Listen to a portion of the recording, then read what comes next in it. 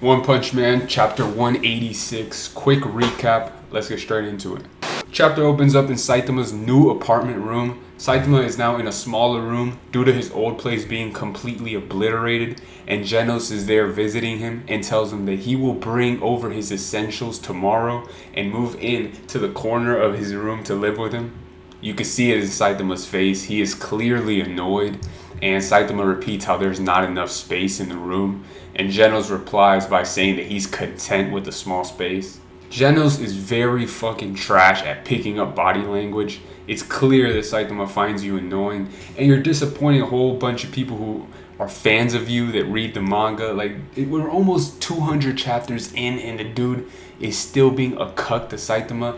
Genos could literally fall in love with a woman, have kids with him, and marry the girl, and Saitama would literally walk up to him and be like, Genos, I'm gonna smash your wife in front of you and you watch, alright? And Genos would be like, yes sensei.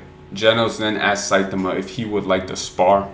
Now two are outside somewhere in the mountains, and Genos goes for a straight right and releases it through his armor some bright lights, and Saitama just calmly, at the same time while he's covering the lights, he blocks Genos' straight right punch and insults him by asking if he's gonna fight.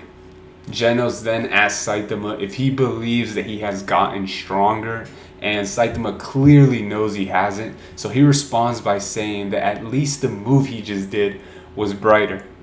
Genos then starts questioning himself and how Saitama might see him as a failure of a disciple. Genos then tells Saitama about the new hero organization that will soon be established called the Neo Heroes. Genos reveals that the Neo Heroes candidates has already surpassed 2,000 compared to the 600 pro heroes employed by the Hero Association.